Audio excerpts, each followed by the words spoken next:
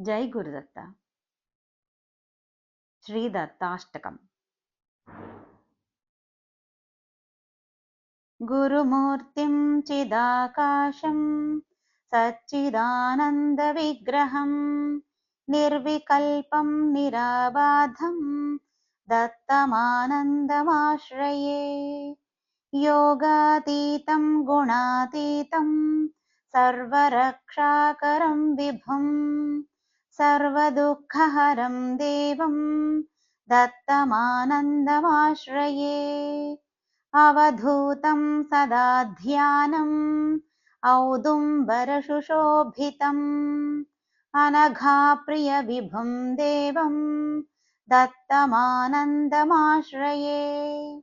निराकारं निराभासं ब्रह्मविष्णुशिवात्मकं निर्गुणं निष्कलं शान्तं दत्तमानन्दमाश्रये।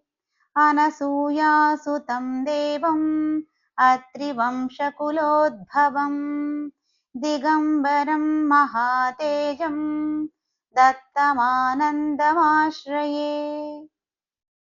सह्याद्रिवासिनं दत्तम् आत्मज्ञानप्रदायकम् अखण्डमण्डलाकारं दत्तमानन्दमाश्रये।